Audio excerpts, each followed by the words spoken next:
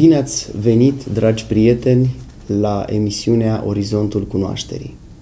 Sunt Daniel Horândău și, cum în urmă cu 2 ediții v-am promis un ciclu de emisiuni despre familie, și astăzi dorim ca, în contextul zilei de 1 iunie, să vorbim despre cel mai mare dar pe care îl pot avea copiii în timpul vieții lor, și anume părinții. Da, dragi părinți, este vorba de dumneavoastră. Iar alături de mine am invitat pentru astăzi pe doamna profesor psihoterapeut Carmen Sumanaru. Bine ați venit! Bună ziua, bine v-am găsit! Și pe domnul pastor Eugen Profir. Bine ați venit! Bine v-am regăsit! E frumos să fii părinte, este responsabil, este un dat, dacă vreți, pe care, divin sau social, sau oricum ați dori dumneavoastră, suntem încărcați cu acest dat, suntem responsabilizați și trebuie să mergem mai departe. Astăzi dorim să descoperim ce fel de părinte putem fi, ce fel de părinte suntem, ce fel de tată, ce fel de mamă și cum putem schimba, în caz că descoperim pe parcursul emisiunii anumite lucruri de schimbat din viața noastră. Doamna psiholog, așa mă voi adresa către dumneavoastră.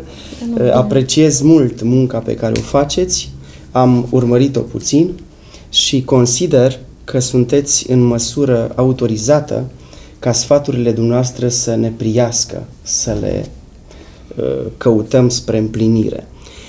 Aș dori ca să vă întreb, atunci când vorbim despre părinți, atunci când dorim să ne adresăm lor, de unde ar trebui să plecăm? Care ar trebui să fie dominanta discuției noastre? Ca să putem să ne dăm seama dacă suntem părinți eficienți pentru copiii noștri, e nevoie, într-adevăr, să vedem cum ne manifestăm în situațiile și mai ales în situațiile de criză față de copiii noștri, dar cum aceste situații de criză nu sunt, sper eu, foarte dese, atunci e nevoie să vedem ce stil de părinte, cum suntem de fapt, ce ne caracterizează în viața de zi cu zi. Și pentru că am pomenit cuvântul stil parental, cred că de aici o să pornească discuția noastră în cea mai mare măsură astăzi, cred că e nevoie să definim un pic, să vedem conceptul, ce înseamnă stil parental. Vă rog. E vorba despre acel raport care se creează între controlul și afectivitatea parentală. Asta este viziunea din care m-am gândit astăzi să discutăm stilurile parentale. Pentru că e foarte important să discutăm acest aspect, da? Ca nevoie de control, din dorința de a menține binele copilului, dar și de manifestarea afectivității parentale. Interesant. Am un proverb special ce aș dori ca să-l enunț. E scris de Solomon în Proverbe și anume: părinții sunt slava copiilor lor. Domnule pastor, dacă ar trebui să ne raportăm biblic la stiluri parentale, cum le-ați descoperit? Pozitive, negative, demne de luat în considerare, rețetele lor, vă rog. Citesc Biblia de foarte multă vreme și n-aș putea spune că Biblia este un manual efectiv care se ocupă doar de lucrul acesta. Dar dacă o citești cu atenție, la un moment dat vei descoperi foarte multe elemente care ajută în modalitatea aceasta de a ști să-ți crești copiii, să-i educi într-un anumit fel.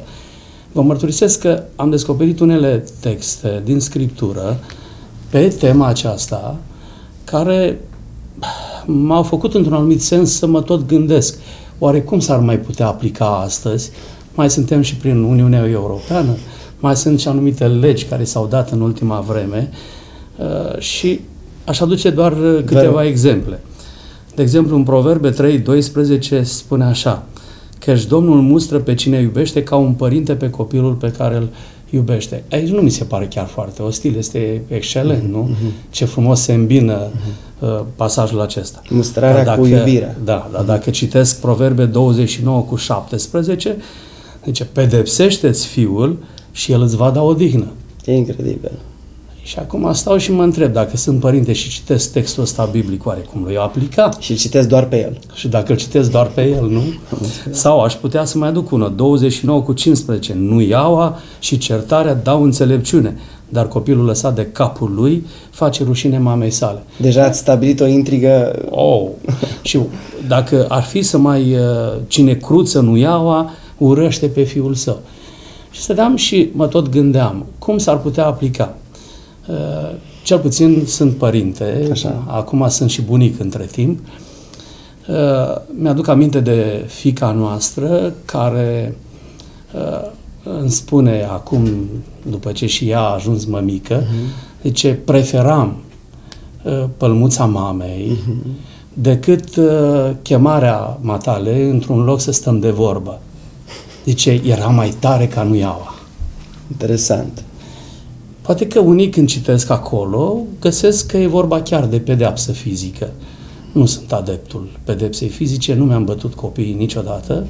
Poate o fi fost vreo situație așa pentru un mic avertisment, dar nu m-am ocupat cu lucrul acesta.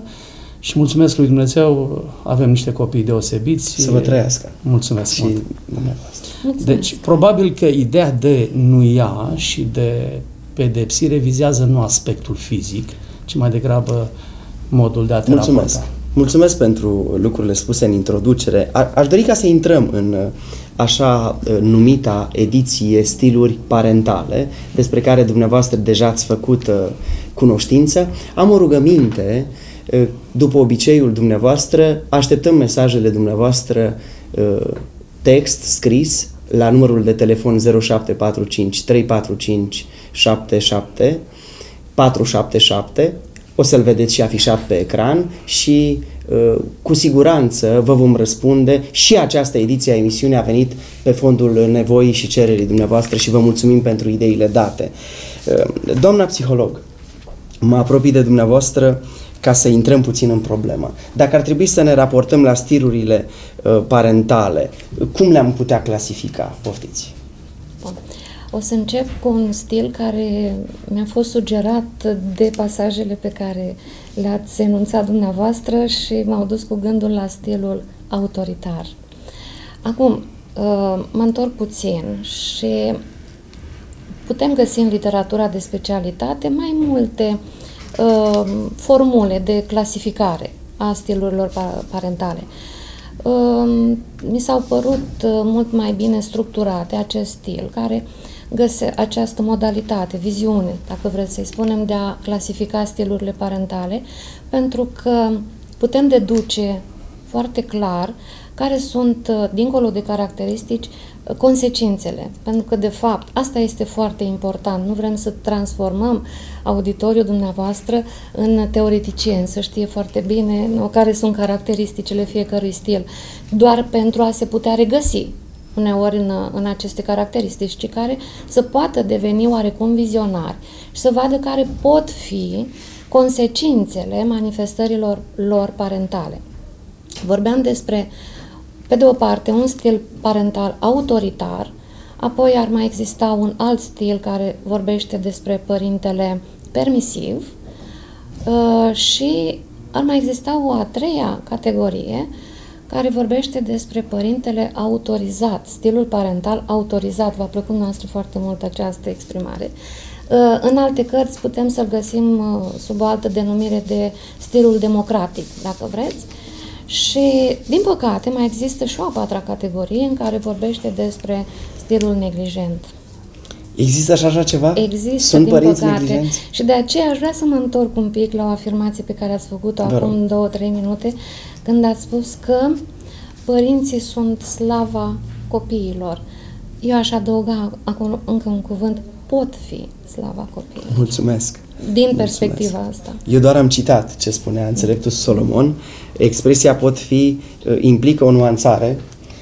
De ce? Pentru că realitatea practică cu care vă confruntați în fiecare zi în meseria dumneavoastră spune explicit lucrul acesta, prin exemplele pe care le dați. Aveți deseori exemple din acestea, doamna psiholog? Exemple de părinți care nu reușesc să fie foarte eficienți? Exact. Da, cu siguranță.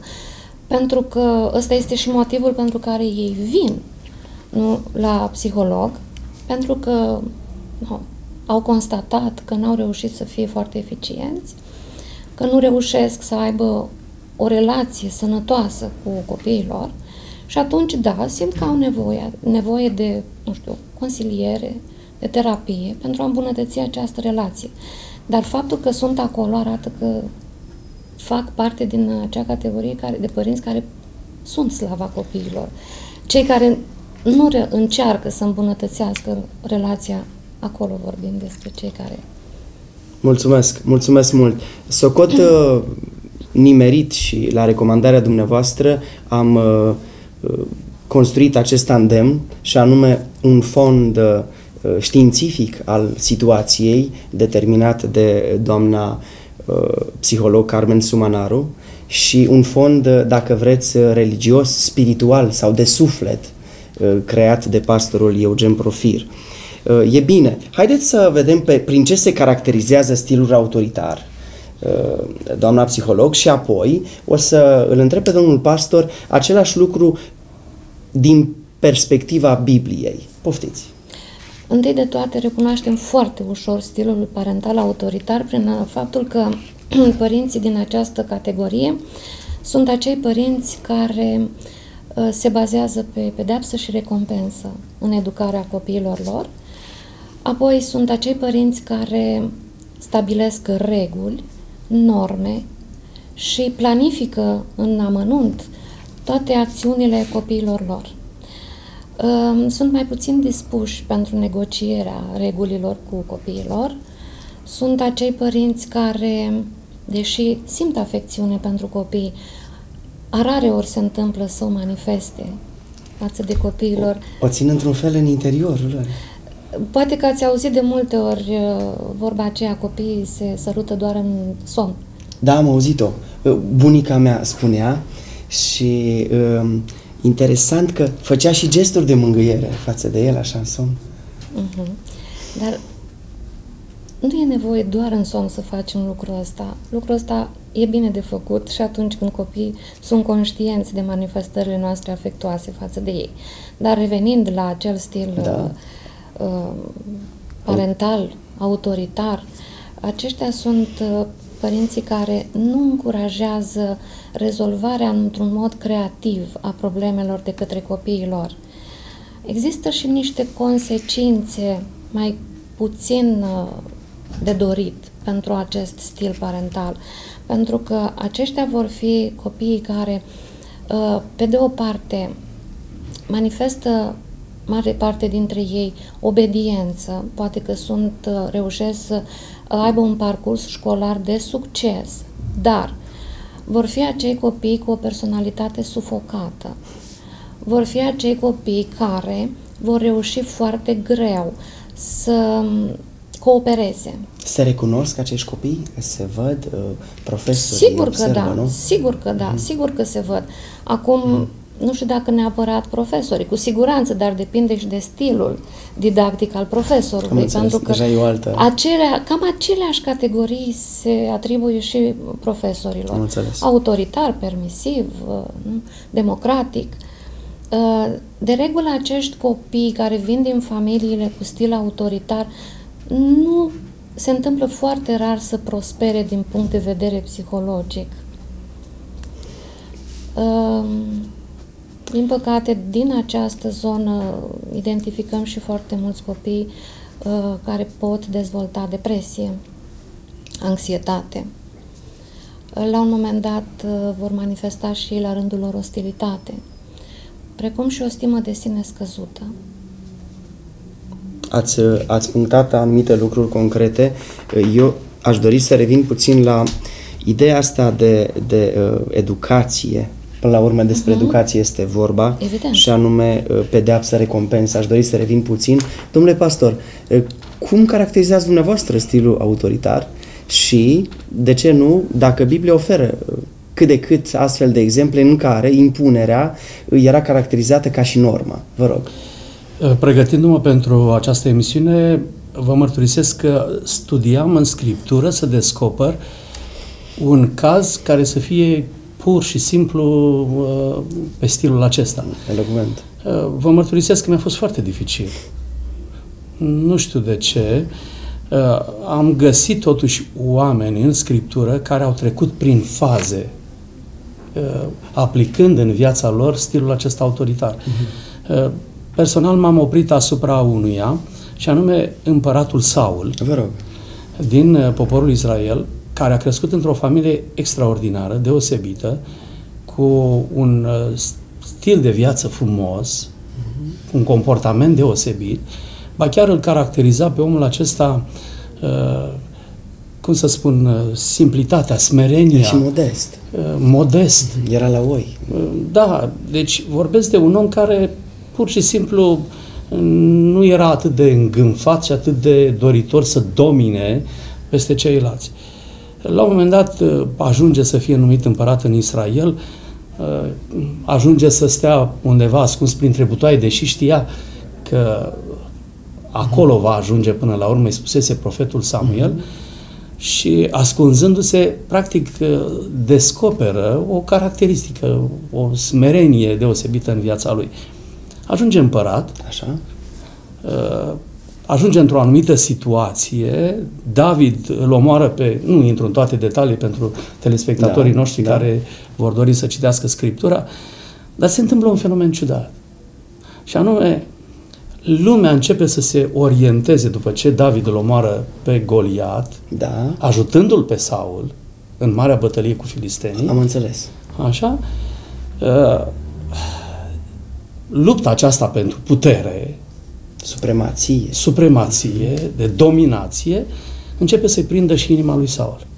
Să fi fost un ego așa lovit, rănit. Și descoper că se întâmplă o schimbare dramatică în viața acestui om, ba chiar la un moment dat, chiar dacă omul acesta avea până la urmă să ajungă ginerele lui, pentru că așa a fost promisiunea, cine va bate pe filistean va ajunge ginere, în lupta aceasta, la un moment dat, Saul ajunge să-l urască atât de mult, ba chiar să se poarte cu atâta brutalitate față de el, și am spus, oare cum a fost posibil să se facă această schimbare în viața unui om?